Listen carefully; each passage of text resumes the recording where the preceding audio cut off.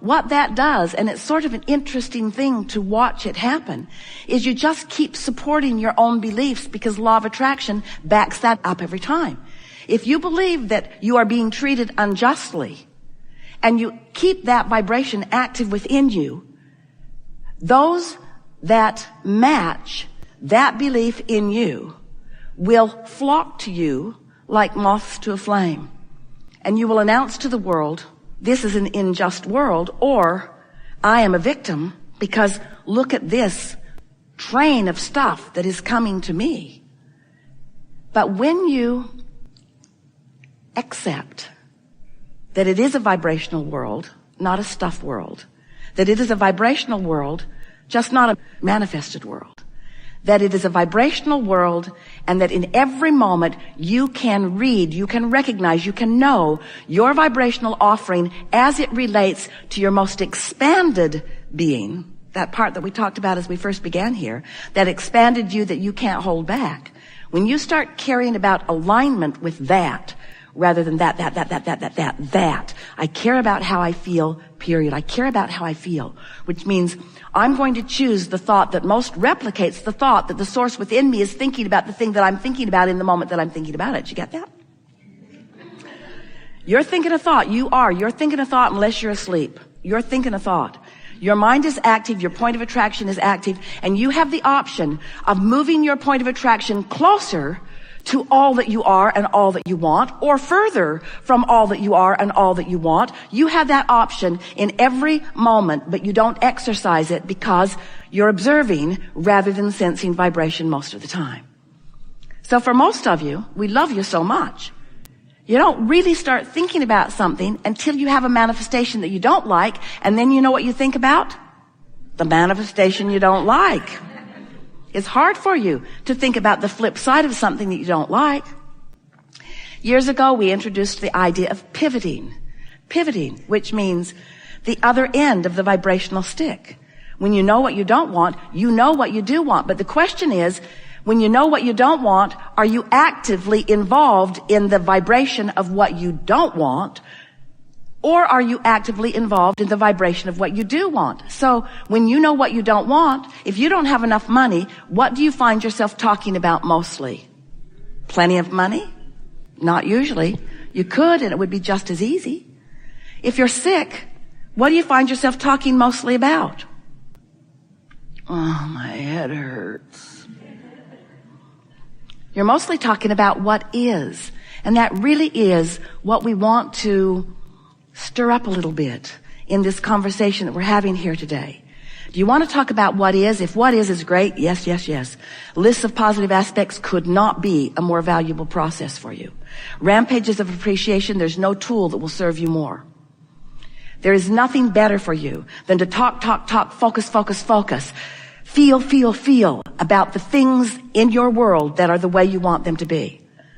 But those things that you identify as not the way you want them to be right now, you want to get off of them. Jerry used to tell a story, and Esther loved it because it was so explicit and made so much sense. She could see it right away. And when she held it in her consciousness, it served her. He said, sit in front of a fireplace. He lived in Arkansas at the time that he discovered this analogy. And there's a chinkapin log on the fire. Esther had never known what one of those was. She's still not sure she's ever seen one, but apparently when they are on fire, they pop a lot. So they are shooting sparks off at whoever is nearby. And he said, so you're sitting there with your beautiful new cashmere sweater, and a spark comes right to you, and he says, if you in that moment just flick it off, nothing happens to your beautiful sweater. But if you're distracted and don't notice, and you allow it to linger, then there is a bigger impact on your sweater. And his analogy is, when the thought first comes, and it's small and insignificant, and you flick it off by choosing another thought, it's simple. But if you allow it to smolder, if you allow it to grow, if you engage in conversations with others about it, if you write it in your diary, if you blog about it, if you write home about it, if you call that friend who always wants to know what's going on, and you tell them what's going on. In other words, are you ready to let go of more of what is on your way to where you're going? When you're driving down the highway, and it's a beautiful day out there, and you have this magnificent windshield, you just washed it, the day is bright, you're looking out ahead, or do you have your windshield installed in your floorboards? Or do you spend all of your time looking in your rearview mirror? The analogy is silly in that regard because you know what would happen if you were just looking down at the road while you were going. If you were just looking at what is, you wouldn't get very far down the road. If you're looking in your rearview mirror, you wouldn't get very far down the road either, would you? And it seems to most people like, oh yeah, blah, blah, blah, blah, blah, blah, blah. But this is the work. Because you were born, you have seen, you have explored, you have experienced the contrast, you've given birth, you've put it in the vortex, it's in the vortex. Now it's time to prepare the environment that allows what's in the vortex to flow into your experience. And so start with that feeling of ease. Now, as the momentum begins coming and you stay in the flow, now you will be inspired. This is what we really want to say to you. If you can find that place of chilling that allows the stuff to start moving from the vortex into your grid, as it moves, the specific focus will be part of the process. In other words, you will be inspired to the specifics that allow the momentum to continue. It's like when you jump out of an airplane, you don't have to worry about keeping your speed up.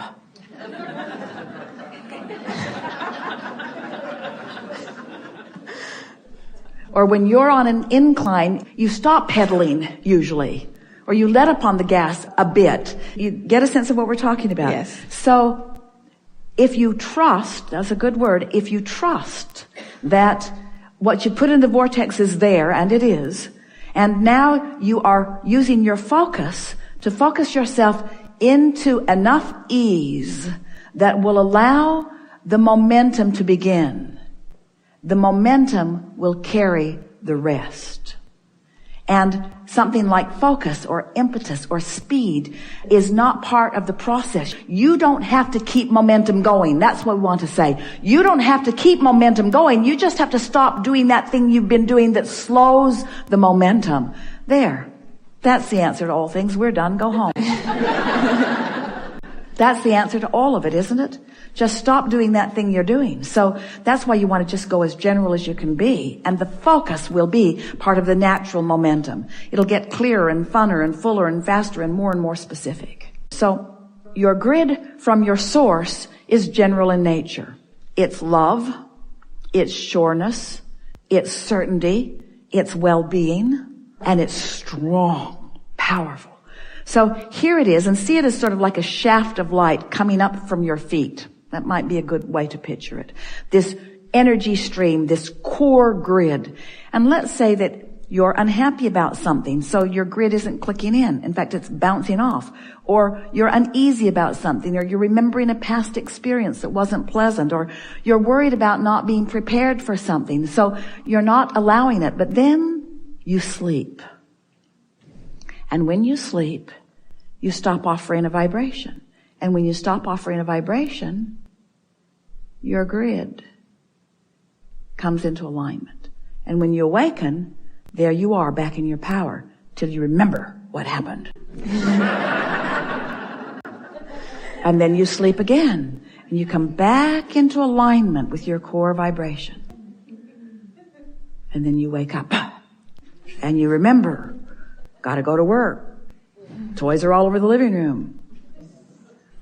And then you learn how to meditate. You quiet your mind. You stop thought. And as you stop thought, you stop resistance. And as you stop resistance, you come into alignment with who you are. And you don't really know what you're feeling, but you're feeling this detachment and this power, this really general. And in doing so, you've adjusted your vibration. Now, you're probably going to get back into your day and you're probably going to get out. But every time you chill, every time you relax, every time you meditate, every time you acknowledge what this feels like to be in alignment, it makes it easier for you to get there next time. Easier for you to get there next time. Until you begin to prepare, create, establish a pattern of vibration that is non-resistant. And as you establish this pattern of vibration that is non-resistant, now all of the things that you've been asking for in perfect timing flow just like water flows downhill right into your experience. And as they flow in, you begin to catch the momentum of those. Really, what we want to say to you, we think it is one of the most profound conversations that we've ever had. What we want to say to you is, the only thing you ever need or want to focus on is focusing yourself out of resistance and into alignment. And use the simplest of tools. Pet your cat. Put your feet in the jacuzzi. Lie on the beach. Lie in the sun. Go get a massage. Listen to music that makes you feel good. Do anything that you can do to relax yourself out of resistance. And as you practice that place of non-resistance, your grid will fill in with all of the components of all of the things that, all of the goal setting, all of the reaching, all of the things that you have been previously believing were your work to do. Did you hear what we just said? Yeah. Your only point of focus is preparing your grid. And the filling of the vortex into the grid will be all of the specifics and all of the wonderful things. People will come, you'll have conversations, you'll become animated, you'll all want to talk at the same time. The ideas will keep flowing, it just gets better and better. Your energy gets higher, you recognize your power, you come to understand your true knowing, you begin to feel the fullness of who you are, you get tuned in, tapped in, turned on, you begin to recognize the beauty in others. In your alignment, you feel happy about where you are. You see the beauty wherever you are looking because in your alignment you are not able to see otherwise. Your words come out of your mouth at the perfect time and others are uplifted by the things that you say. In other words, really friends, it all takes care of itself. All of this goodness and all of this advantage and all of this wholeness and all of this help that you're wanting to offer to others becomes just second nature. It happens to you because you did the only thing that mattered. Jesus said, the meek shall inherit the earth. And that's what he's talking about. The aligned, the non-resistant, the non-agitated, those who are allowing the natural well-being that they were born with to be the basis of their experience. And then the specifics that you've carved out begin to flow in. We told you this story of creation in a lot of different ways. And we said to you that you were source energy before you came into this physical body, and that larger part of you still is. And here you are in this magnificent body, exploring the variety for the purpose of stimulating you and us, you and source, to a new idea of what could be an improvement beyond what is out here on this leading edge.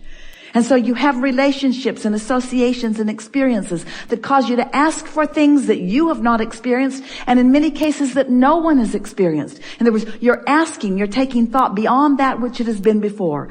And that thought is preceding you in vibrational form, and the source within you is recognizing that as the new thought and is holding true to the vibrational nature of that new thought, knowing that it won't just be a thought unrealized, that it will be a vibration that is realized in full manifestational form in time. But right now, it is a vibration that exists that source is reveling in.